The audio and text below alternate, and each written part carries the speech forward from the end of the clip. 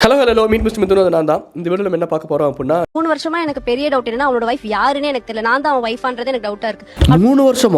3 வருஷமாவா தெரியல. ஐயோ, நான் வந்து ட்ரால் மோடுக்கு போயிட்டேன் டக்குன்ட்டு. இந்த ட்ரால்ஸில் ரீல்ஸ்லாம் எடுத்து வச்சு ரியாக்ட் பண்ணி 3 வருஷமாக கல்யாணம் ஆகி அவன் ஒய்ஃப் யாருன்னு எனக்கு தெரியல. 3 வருஷமாக அப்போ அவன் ஒய்ஃப் இருக்கும்போது நீங்கள் ஏன் கல்யாணம் பண்ணீங்க அப்படின்னு கேட்க வந்துருச்சு எனக்கு.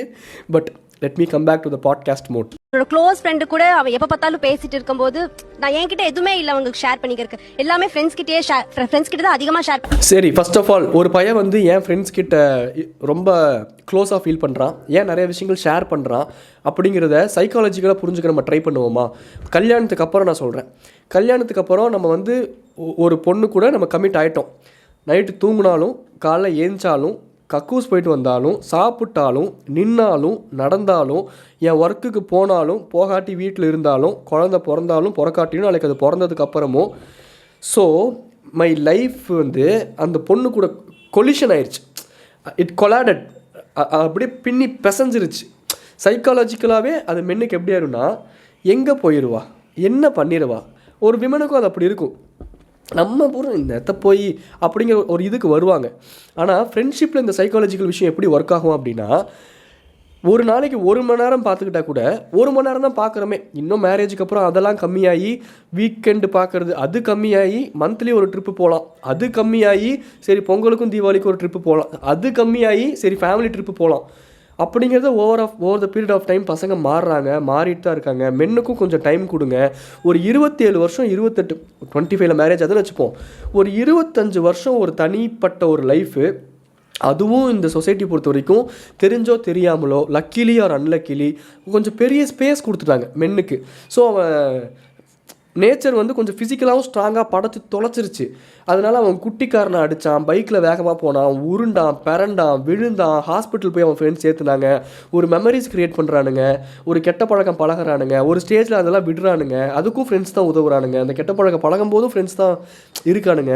அவன் லைஃப் உருவானதே அவன் ஃப்ரெண்ட்ஸ் மூலமாக அப்படிங்கிற மாதிரி ஒரு ஸ்டேஜுக்கு அவன் வந்துடுவான். அப்போ அந்த ஃப்ரெண்ட்ஸில் நிறைய பேர் ஃபில்டர் ஆகி அந்த மேரேஜாக போகக்கூடிய அந்த டைமில் அந்த மாதிரியான விஷயங்கள்லாம் வந்து அவனே மெச்சூர்டாக இருப்பான். அப்போ அவனோட ஃப்ரெண்ட்ஷிப்பும் ரொம்ப மெச்சூர்டாக இருக்கும். அப்போ அவன் சூஸ் பண்ணி வச்சுருக்க அந்த சர்க்கிள், அவனுக்கான அந்த சர்க்கிள் வந்து அவனோட வைபுக்கு ரொம்ப செட் ஆகிற சர்க்கிளாக தான் ஒரு இடத்துல வச்சுருப்பான். அந்த மாதிரி சர்க்கிளை மேரேஜ் ஆன உடனே ஆப்போசிட்டில் இருக்க ஜெண்டராக நீங்கள் பிரேக் பண்ண ட்ரை பண்ண, நான் வந்து சைக்காலஜிக்கலாக பேசுகிறேன், நான் ஒரு மென்னுங்கிறனால மென்னுக்கு சப்போர்ட் பண்ணி பேசணுன்ட்டுலாம் எனக்கு அவசியமே கிடையாது. அட் த சேம் டைம் மென்னு இந்த மாதிரி தப்பு பண்ணுறாங்க அப்படின்னா அதையும் நான் சொல்லக்கூடிய ஆள் தான். அப்போது சில விஷயங்கள் நான் ரொம்ப ஸ்ட்ராங்காக மென் பற்றி சொல்கிறதுக்கான காரணம் என்னென்னா, at the end of the day நானும் ஒரு மென்னு தான், நம்புங்கடா நானும் மென் தான் அப்படிங்கிற மாதிரி நானும் ஒரு மென் தான். ஸோ என்னால் ஈஸியாக ரிலேட் பண்ணிக்க முடியும். ஒரு பெண்ணோட மனசு பெண்ணுக்கு தான் தெரியும், ஒரு ஆணோட மனசு ஆணுக்கு தான் தெரியுங்கிற மாதிரி அவனுக்கு அந்த கிரேவிங்ஸ் இருக்கும். பசங்கக்கிட்ட போனால் ஏதாச்சும் சிரிக்கலாம், வம்பிழுக்கலாம்.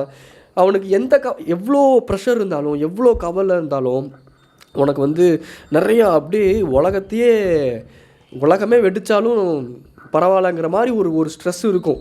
ஃபேமிலி அந்த ஸ்ட்ரெஸ்ஸை க்ரியேட் பண்ணி வச்சுருக்கும். சம்பாரிச்சாதான் ஒரு நல்ல ஆம்பளையாகவே இங்கே இருக்க முடியும். அது ஒரு நல்ல ஹஸ்பண்டு அப்படிங்கிற ஸ்தானத்தில் கூட இருந்தாலுமே நல்லா சம்பாரிச்சா நல்ல ஹஸ்பண்ட், நல்லா சம்பாரிச்சா நல்ல பையனாக இருக்கும், நல்லா சம்பாரிச்சா நல்ல அப்பாவாக இருக்கும். இல்லாட்டி இந்த குடும்பஸ்தன் படத்தில் யாரோ ரீல்ஸ் போட்டிருந்தானுங்க, படத்தில் இருக்க சீனை வந்து ஃபோனில் வீடியோ எடுத்து, அதுவும் ப்ரைவசி கன்சர்னில் வரும்டா, அவனெல்லாம் பிடிச்சி முதல்ல உள்ளே போடுங்க போலீஸ் அவர்களே. அந்த சீனில் அந்த மணிகண்டன் கூட சொன்னார், நான் என்ன படம் பார்க்கல, அந்த சீனில் பார்த்தேன். காசு சம்பாதிக்கலாம் அப்படின்னா இந்த உடம்புக்கும் இந்த மனசுக்கும் எங்கே என்ன ஃபீலிங், இங்கே யாருமே எங்களை மதிக்கிறதே கிடையாது அப்படின்ட்டு இல்லை சொல்கிறேன். கொஞ்சம் அவரு இப்படி எமோஷனலாக பேசுவாருன்னு சொல்கிறேன். யாருக்கும் எங்களுக்குலாம் மதிப்பே கிடையாதுங்க அப்படிங்கிற மாதிரி கொஞ்சம் அது ஆக்சுவலாக ரிலேட் பண்ணிக்க முடிஞ்சுது. அந்த சீனை ரொம்ப ரிலேட் பண்ணிக்க முடிஞ்சனால தான் படம் ஹிட்டு. ஏன்னா ஆக்சுவலாக மென் அப்படி தான்.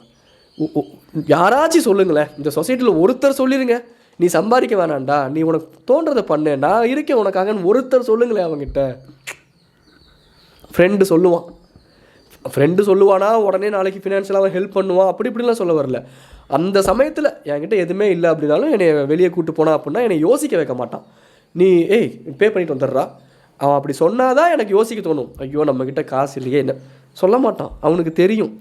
நான் வந்து என் ஃபேமிலிக்கிட்ட, என் பொண்டாட்டிக்கிட்ட, என்னோடய அப்பா அம்மா கிட்ட உட்காந்து சொல்லியிருக்கேன், எனக்கு இதுதான் பிரச்சனை, என் பிரச்சனை இதுதான்ட்டு நான் உட்காந்து பேசி புரிய வச்சதுக்கப்புறம் கூட அவங்க ரியாக்ஷன் ஒரே மாதிரி இருக்கும் ஒரு மென் கிட்ட.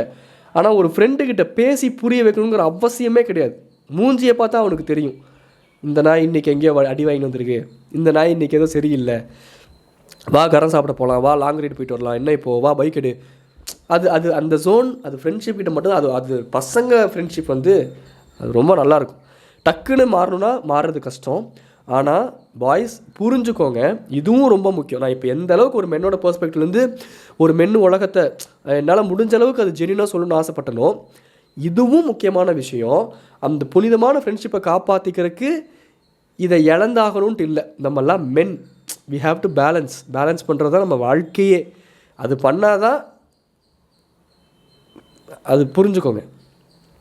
அப்போ இந்த பீஸு நம்மளை நம்பி 100 வீட்டிலேருந்து வந்த ஒரு பீஸை ரொம்ப எக்ஸ்ட்ரீமாக ஹர்ட் பண்ணிட்டு தான் we have to hold on to the friendship அப்படிங்கிறது இல்லை. நம்ம பேலன்ஸ் பண்ணி தான் ஆகணும், வேறு வழி இல்லைன்ற மாதிரி எனக்கு தோணுது. என்கிட்ட ஏதாவது பேசுனா உங்ககிட்ட என்ன இருக்கு பேசுறதுக்கு அப்படின்னு கேட்க. அப்போ அதே கொஸ்டின் அங்கே வரலையா? டெய்லி அவங்க கிட்ட 2 டைம் கால் பண்ணி பேசுகிறேன், மறுபடியும் மெசேஜ்னு பேசுறது, என்னதான் பேசுகிறேன்? ஒய்ஃப் கிட்ட பேசுறதுக்கு எதுவுமே இல்லாதது, ஃப்ரெண்டு கிட்ட மட்டும் பேச என்ன இருக்குது? ஒய்ஃப் கிட்ட நம்ம சில விஷயங்கள் பேசணும்னா என்ன தான் சோல்மேட் எட்டர்னல் அப்படின்னு இருந்தாலும், இப்போது நான் ஒரு குட்டி எக்ஸாம்பிள் சொல்கிறேன், நல்லாவே புரியும் உங்களுக்கு. இப்போ என்னோடய ஃபேமிலியில் என்னோடய அப்பாவுக்கு 60 ஆல்மோஸ்ட் ஏஜ்னு வச்சோம், எங்கள் அம்மாவுக்கு 50+. இப்போது நானும் என் தம்பிலாம் இருக்கிறப்போ என்னோடய அம்மா அப்பா என்னோடய அப்பாவோட லவ் ஸ்டோரியை பற்றி பேசி கிண்டல் பண்ணுறதும், எதுக்கு இப்போ என்ன சொல்ல வந்தேன் மறந்துட்டனே வழக்கம் போல். இசையோடு பேசும் தாளம், ஸ்ருதியோடு பாடும் ராகம், அதை போல எந்த நெஞ்சம். இது என்ன பாட்டுன்னு தெரிஞ்சா கமெண்ட் பண்ணுங்க பார்க்கலாம். உன்னை சேர்ந்ததே உள்ளம் சாய்ந்ததே, ரொம்ப பிடிக்கும் இந்த பாட்டு. ஷோ எங்கேயோ போனால் பரவாயில்ல, பாட்டு பாடுறதுக்கெலாம் போகிறேன், அடுத்து எழுந்திரிச்சு டான்ஸ் ஆடுவியா மித்துன்னு பேசலாம் பாட்காஸ்ட்டு. அதுதாங்க இதெல்லாம் நான் எதுக்கு சொல்ல வந்தேன் அப்படின்னா,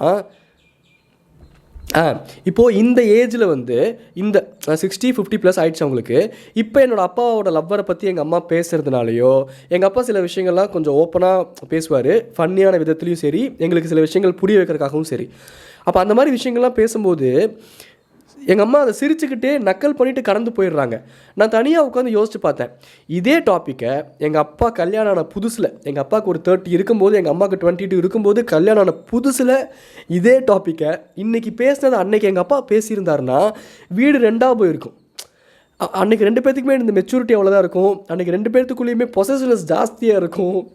இந்த காற்றின் மொழி படத்தில் சொல்கிற மாதிரி தான், அன்றைக்கி என்னமோ டிவியை தள்ளி விட்டேன் ரொமான்ஸ் பண்ணும்போது, நீ வந்து ஒன்றுமே சொல்லலை, இன்றைக்கி ஏதோ லைட்டாக டிவியை தொட்டதுக்கே திட்டுற அப்படின்ட்டு ஜோதிகா கேட்பாங்களே. ஆமாம், அன்றைக்கி டிவி பழசு நீ புதுசு, இன்றைக்கி நீ பழசு டிவி புதுசு நீ அப்படிப்பாங்கள்ல. அந்த மாதிரி ஒரு கட்டத்துக்கு மேலே, அந்த ஒரு ஏஜுக்கு மேலே நம்மளுக்கு இன்றைக்கி ரொம்ப பெரிய விஷயமாக தெரிகிறது கூட ஒரு ஏஜுக்கு மேலே தெரிகிறது இல்லை. அதுதான் இந்த பாண்டிங் அப்படிங்கிறது. ஒரு 60 வயசில் எனக்கு அந்த எங்கள் அப்பாவோட லவ் ஸ்டோரி எங்கள் அப்பா சொல்லும்போது எங்கள் அம்மாவுக்கு பொசசிவ்னஸ் வரல, எங்கள் அம்மாவுக்கு சிரிப்பு தான் வருது, கிண்டல் தான் வருது. இவர் பெரிய மைனர் இவர், அந்த மாதிரிலாம் எங்கள் அம்மா பேசுகிறாங்க. எங்கள் அம்மா அதை கிண்டல் பண்ணுறாங்க, அதை ரசிக்கிறாங்க. எங்கள் அம்மா அதாவது ரசிக்கிறாங்கன்னா அந்த ஃபேமிலி சுச்சுவேஷனை ரசிக்கிறாங்க. நான் என் தம்பி உட்காந்துருக்கோம், எங்கள் அப்பா அம்மா நாங்கள் 4 பேர் பேசிக்கிட்டு இருக்கோம்ல, அதுக்கு ரொம்ப இம்பார்ட்டன்ஸ் கொடுக்குறாங்க. ஆனால் கல்யாணம் ஆன புதுசில் அதுக்கு இம்பார்ட்டன்ஸ் கொடுத்துருக்க மாட்டாங்க. ஏன்னா நானும் என் தம்பியும் அப்போ இல்லை, அதுக்குன்னு இல்லை சொல்கிறேன். அப்போது இது எதுக்கு சொல்ல வந்தேன்? அப்போது சில விஷயங்கள் அந்த கல்யாணம் புதுசில் அந்த ஏஜில் நம்மளால் மனைவி கிட்ட சொல்ல முடியாத சில விஷயங்களை நம்மளை ஜட்ஜ் பண்ணாத யார்கிட்டையாச்சும் போய் சொல்லணும், ஒரு கிண்டல் நக்கல் நையாண்டிக்காக சொல்லணும். அதுக்குன்ட்டு இப்போ நான் வந்து எக்ஸ்ட்ரீமாக ஒரு தப்பு பண்ணிட்டு வந்துட்டேன், அந்த தப்பை என் மனைவி கிட்ட சொல்லாமல் என் ஃப்ரெண்டுக்கிட்ட சொல்கிறேன், என் ஃப்ரெண்ட்ஸ் என்கரேஜ் பண்ணுறாங்க அப்படின்னா அவனுக்கு நல்ல ஃப்ரெண்ட்ஸும் கிடையாது, நம்ம ஒரு நல்ல ஹியூமனும் கிடையாது, நம்ம ஒரு மனைவிக்கு நல்ல பொண்டாட்டியாங்கிற புருஷனாகவும் இருக்க முடியாது, நம்ம அப்பா அம்மாவோட வளர்ப்புக்கு நம்ம ஒரு நல்ல பையனாகவும் இருக்க முடியாது. பாஸ்ட்டில் சில விஷயங்கள் சுச்சுவேஷன்ஸ் மூலமாக இட்ஸ் ஓகே, ஒரு கமிட்மெண்ட்டு அப்படி இப்படின்னு ஆயிடுச்சுன்னா அதுக்கப்புறமும் கூட சில தவறுகள் நடந்திருக்கு. எனக்கு சில ஜென்யூனான கதைகள்லாம் தெரியும், அதில் கூட சில தவறுகள் நடந்திருக்கு. இத்தனைக்கும் ஆஃப்டர் ஒரு கமிட்மெண்ட் கூட. பட் இன் பர்சனாக சோல்ஃபுல்லாக அவங்க ஆக்சுவலாக நல்ல பர்சன் தான். அதுக்கப்புறம் அது ரெக்டிஃபை ஆகணும்லாம் ட்ரை பண்ணுறாங்கல்ல, இது லைஃபே இப்படி தானே it works. Life is complicated தான். நம்ம எல்லாமே டிஃபிகல்ட்டி தான். We have to choose our difficulty, அவ்வளோதான்.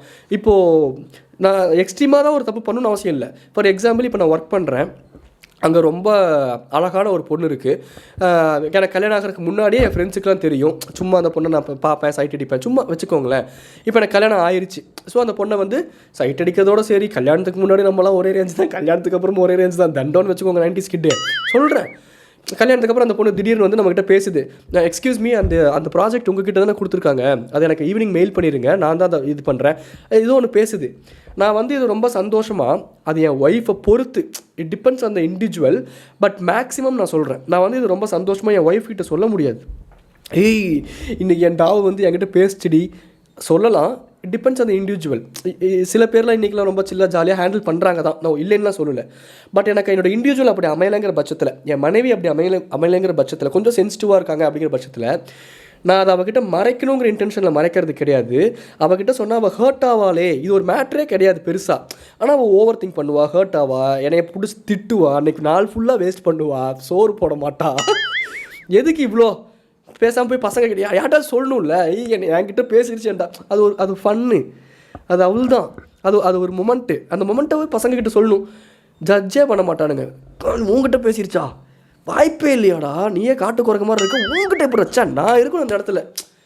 அப்படி அவ்வளோதான் இருக்கும் உங்களுக்குள்ள கான்வர்சேஷனே. நம்மளை ட்ரால் பண்ணுவானுங்க, நம்மளை கிண்டல் பண்ணுவானுங்க, ஜாலியாக மாற்றிடுவானுங்க அந்த கான்வர்சேஷன்ஸே. அது நல்லா இருக்கும்ல. நான் தான் சிம்பிளாக சொல்கிறேன்ல, மென்டல் பீஸ் காப்பாற்றப்படக்கூடிய இடத்துல ஹியூமன்ஸ் ரொம்ப சந்தோஷமாகவும், அந்த இடத்துல ஒரு லாங்கிவிட்டியா அது இருக்கும். இவகிட்ட பேசும்போது கொஞ்சம் லிமிட்டடாக பயந்து பேசுகிற மாதிரி இருக்கும். ஏன்னா சார் ஒன்றும் இல்லை சார், ஒரு 2 வாரம் முன்னாடி காலையிலேயே ஏதோ ஒரு கனவு கண்டிருக்காங்க சார். ஸோ திடீர்னு வந்து என்னை எழுப்பிட்டு, உனக்கு ரெண்டாவது கல்யாணம் ஆயிடுச்சு, நான் உடனே என்ன பண்ண சிரிச்சேன் சார். சிரிச்சுட்டு அவன் அப்படியே விட்டுருந்தா கூட பரவாயில்ல, அப்படியா பொண்ணு எப்படி இருந்தா அப்படின்னு கேட்குறான் சார். என்னங்க இது, ஒரு மென்னோட பேசிக் லவ் லாங்குவேஜே கிண்டல் பண்ணுறது, ரோஸ்ட் பண்ணுறத, ஆப்போசிட்டில் இருக்க பீஸை வெறுப்பேற்றுறதுல தான். ரொம்ப பிடிச்சவங்கள தான் வெறுப்பேற்றுவாங்க ஒரு இது மென் சைக்காலஜியாக என்னென்னு எனக்கு தெரில. நானும் மேக்ஸிமம் பார்த்துட்டேன். நான் என்னைய நல்லா அப்சர்வ் பண்ணதை வச்சே சொல்கிறேனே, எனக்கு ஒருத்தவங்களை ரொம்ப பிடிச்சதுனா மட்டும்தான் அவங்கள வெறுப்பேற்றுவேனே. அவங்கள வந்து என் ஃப்ரெண்ட்ஸை கிண்டல் பண்ணுவேன், நக்கல் பண்ணியிருக்கேன், ஃபன்னியாக பேசுவேன், அவ்வளோதான். ஆனால் எனக்கு ரொம்ப இப்போ எனக்குன்னு ஒரு பீஸ் இருக்குது, எனக்குள்ள அவங்க ரொம்ப பிடிச்சிருச்சு அப்படின்னா தான் அவங்கள ரோஸ்ட் பண்ணுவேன், வெறுப்பேற்றி அந்த மூஞ்சியில். அது நல்லா இருக்குங்க. அது வே ஆஃப் எக்ஸ்ப்ரெஸிங் லவ், அவ்வளோதான். ஃபார் எக்ஸாம்பிள் இப்போ சொல்லணும் அப்படின்னா, இப்போது எங்கள் வீட்டில் ஒரு சோஃபா வாங்கலாம் ஏதோ பிளான் பண்ணிகிட்டு இருக்காங்க வீட்டில், சரியா? எங்கள் அம்மா ஒரு 2 இமேஜ் அனுப்புகிறாங்கன்னு வச்சுப்போம். நான் வந்து இப்போ நாளைக்கு எனக்குன்னு ஒரு ஒய்ஃபு லவ்வர் இருக்குதுன்னா, அந்த இமேஜை அவங்களுக்கு அனுப்புகிறேன். இது 2ல் ஏதாச்சும் ஒன்று சூஸ் பண்ணி கூட, எங்கள் வீட்டில் சோஃபா வாங்க போகிறாங்களாமா. அது வந்து என்னோட லவ்வை எக்ஸ்ப்ரெஸ் பண்ண. இப்போ என்கிட்ட சஜஷன் கேட்குறாங்க என் அம்மா, ஏன் அவங்களோட அன்பை என்கிட்ட வெளிப்படுத்து, நீ பார்த்து சூஸ் பண்ணி கொடுறா. எனக்கு ஒருத்தவங்க ரொம்ப பிடிச்சி, நீ பாடி நம்ம 2 பேர் சேர்ந்து சூஸ் பண்ணலாம், இல்லை ஃபோட்டோ அனுப்புகிறேன், நீ பார்த்து எனக்கு ஏதோ ஒன்று சூஸ் பண்ணி கொடு அப்படின்னு சொல்கிறேன். அவங்க வந்து ஃபார் எக்ஸாம்பிள் சொல்கிறேன், இந்த ஒரு ப்ரௌன் கலர் சோஃபா இதுதான் நல்லாயிருக்கு அப்படின்னு சொல்கிறாங்கன்னு வச்சுப்போம். வேறு ஒரு கலரில், ஒரு ப்ளூ கலரில் ஒரு சோஃபா இருக்குன்னா, இந்த ப்ரௌன் கலர் சோஃபா நல்லாயிருக்கு, இந்த டிசைன் நல்லாயிருக்கு அப்படின்னு அவங்க செலக்ட் பண்ணி அனுப்புகிறாங்க. அப்படிங்கிற பட்சத்தில், ப்ரௌனா, சரி ஓகே, அப்போ நான் ப்ளூ வாங்க சொல்லிடுறேன் அப்படின்னு நான் முடிச்சிடுவேன். ஆனால் கன்சிடர் பண்ணுறது ப்ரௌனை தான். ஆனால் அந்த இடத்துல அதை வெறுப்பேற்றணும்ல, அது ஏன்னா எனக்கு அவங்கள ரொம்ப பிடிக்கும்ல, அது அவ்வளோதானடா. வெறுப்பேற்றதான லவ் லாங்குவேஜ் இருக்குது. ஏன் இவளுக்குலாம் இப்படி புரிஞ்சுக்கிறாளுங்க? நான் ஃபன்னா பேசுறேன்ல சார், இதே என் ஃப்ரெண்டு கிட்ட அவன் சொன்னா சிரிப்பான், இதே நான் மத்த என் கேங் கிட்ட சொன்னா சிரிப்பானுங்க, எனக்கு கலாய்ப்பானுங்க, ஜாலியா அது போகும். பட் இவ கிட்ட நான் அது சொன்னதுக்கு அப்புறம் 2-3 நாள் சார் வச்சு செஞ்சுட்டா, தனியா கூட போக முடியாது. நீங்க அவர் ரொம்ப நுணுக்கமா கவனிக்கிற மாதிரி இருக்கு. அவருக்கு சின்ன பயம் இருக்கு உங்கள்ட்ட பேச. ஏன்னா அவர் விளையாட்டா பேசுறத கூட நீங்க சீரியஸா எடுத்துக்கிறீங்க. இப்படி எல்லாம் நீங்க ஜட்ஜ் பண்ணிக்கிட்டே யோசிச்சுக்கிட்டே இருந்தா அவன் எப்படி பேச வருவான்? கொஞ்சம் பயமா இருக்கும்ல. மனைவி ஃப்ரெண்ட்லியா இல்லைன்னா ஃப்ரெண்டு கிட்ட தான் ஒரே வார்த்தையில் முடிச்சார் கடைசியில். சில டாக்ஸ் கோபிநாத் அண்ணா கிட்ட ரொம்ப சென்சிட்டிவாக இருக்கும், எனக்கு அது ரொம்ப பிடிக்கும் அவர்கிட்ட. சில டாக்ஸ்ன்னு சொல்லக்கூடாது, நிறைய விஷயங்கள் அவர்கிட்ட சென்சிட்டிவாக இருக்கும். அவரை ப்ரைஸ் பண்ணுற அளவுக்கு நான் பெரிய கிடையவே கிடையாது. பட் சொல்கிறேன், கடைசியில் ஒரு பாயிண்ட் ஒன்று சொன்னார், மனைவி ஃப்ரெண்ட்லியாக இல்லைன்னா அவன் ஃப்ரெண்டு கிட்ட தானே போவான், ஆனால் அவன் ஃப்ரெண்டை மனைவியாக்க முடியாது. அது மென்னோட விதி, சாபம், எனிதிங். பட் ஒரு மனைவி அவன் ஃப்ரெண்ட் ஆக்கிக்கலாம்ல. நான் வந்து ஒன்று ரொம்ப ஸ்ட்ராங்காக நம்புவேன். அந்த நம்பிக்கையோடு இந்த பாட்காஸ்ட்டை முடிச்சிடுறேன். ஏன்னா ரொம்ப நேரம் பேசிகிட்டு இருக்கேன்னு நினைக்கிறேன். நேற்று பாட்காஸ்ட்லேயே கொஞ்சம் ரொம்ப மொக்க போட்டுட்டேன். அண்ட் இந்த கோல்டு இருக்கனால ஒரு திருப்தியாக பேச முடியல, ஒரு ஃப்ளோவாக பேச முடியல. கொஞ்சம் கான்ஷியஸாகவே கான்ஷியஸானா ஏதாச்சும் ஆக்வர்டாக பண்ணிடுவனோ, அந்த தும்மிடுவனோ, இல்லை சளி சிந்திடுவனோ அப்படிலாம் கொஞ்சம் யோசிச்சு பேச வேண்டியதாக இருக்குது. கடைசியாக ஒரு விஷயம் சொல்லிடுறேன். ஒரு ரிலேஷன்ஷிப்பில் ஒர்க் ஆகணும்னு நீங்கள் முடிவு பண்ணிட்டீங்கன்னா பயங்கரமான ஃப்ரெண்ட்ஷிப் பாண்டை டெவலப் பண்ணுங்கள். அது உங்களை வேறு லெவலில் சில விஷயங்கள்லேருந்து காப்பாற்றும். நல்ல ஒரு ஃப்ரெண்ட்லி பாண்டை டெவலப் பண்ணிக்கோங்க. ஃபஸ்ட்டு நல்லா பேசுங்க, பழகுங்க. அதுக்கப்புறம் அந்த லஸ்ட்டுக்கெல்லாம் புள்ளியார் சொல்லி போடலாம். அந்த காதல், ஊடல், கலவை, லொட்டு, லொசுக்கு, என்ன வட்டை என்னமோ அதெல்லாம் கொஞ்சம் எடுத்தோன்னே டெஸ்பரேட்டாக ஒரு விஷயம் பண்ண டக்குன்னு ஃபேட் ஆயிரும். சில விஷயங்கள் பொறுமையாக ஹேண்டில் பண்ண அது ஸ்மூத்தாக இருக்கும். லவ்வில் பண்ணக்கூடிய மிகப்பெரிய மிஸ்டேக் என்ன அப்படின்னா, நான் இப்படி தான்ட்டு டெஸ்பரேட்டாக சொல்கிறதுலையும் நீங்கள் எப்படிங்கிறத டெஸ்பரேட்டாக தெரிஞ்சுக்கிறதுலையும் நம்ம பெரிய தப்பு பண்ணிடுறோம். அது ஒரு ப்ராசஸ்ஸு. அது ஃப்ளோவாக விட்டுட்டோன்னா கொஞ்சம் கொஞ்சமாக பார்க்குறப்போ, நடந்துக்கிற சில விஷயங்கள் வச்சு பார்க்குறப்போ, அதுக்கப்புறம் அவங்கக்கிட்ட இது ஏன் இப்படி பிஹேவ், இல்லைடா நான் இப்படி யோசித்தேன், ஓ அப்படியா, சரி கரெக்டு தான் நீ அப்போ நம்ம சொல்ல வரதை அவங்க அக்செப்ட் பண்ணிக்கிற மனநிலைமையில் இருக்காங்களா, இல்லை டிஃபெண்ட் பண்ணுற மனநிலைமையில் தான் இருக்காங்களா, மணி இன்வால்வ் ஆகுதா, காசு இன்வால்வ் ஆகும்போது அவங்க எப்படி பிஹேவ் பண்ணுறாங்க, மற்றவங்க கிட்ட அந்த காசு ரேஷியோ எப்படி கரெக்டாக வச்சுக்கிறாங்களா இல்லையா. ஆனால் நம்மக்கிட்ட டிஃப்ரென்ஸ் இருக்கா, மற்றவங்கக்கிட்டேயும் ஒரே மாதிரி இருந்து நம்மக்கிட்டேயும் ஒரே மாதிரி தான் காசு விஷயத்தில் பிஹேவ் பண்ணுறானா, கோவப்படுறதுல டிஃப்ரென்ஸ் இருக்கா, எல்லா எமோஷன்ஸும் இன்வால்வ் ஆகிருக்கா.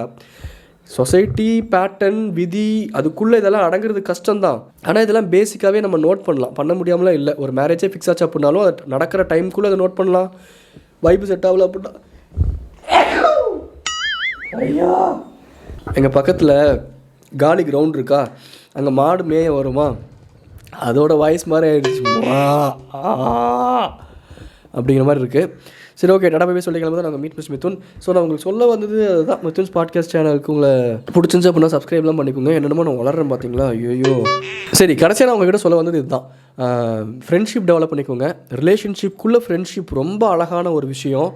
ஜாலியாக சிரித்து நக்கல் நையாண்டி அடிச்சுட்டு லைஃப்பை கொண்டு போயிடலாம். ஏன்னா ஒரு கட்டத்தில் ஒரு ஏஜில் இந்த ஒரு ரொமான்டிக் ஃபீல்லாம் கம்மியாகக்கூடிய அந்த ஒரு டைம் பீரியடில் ஃப்ரெண்ட்ஷிப் இருந்துச்சுன்னா அதுக்கப்புறம் வர ஒரு ட்ரை ஃபேஸை ஈஸியாக ஓட்டிடலாம்.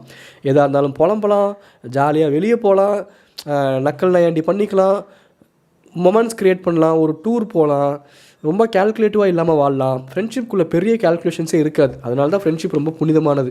அந்த பெரிய கேல்குலேஷன்ஸ் இல்லாமல் ரிலேஷன்ஷிப் அப்ரோச் பண்ண ட்ரை பண்ணுங்கள், நல்லாயிருக்கும்.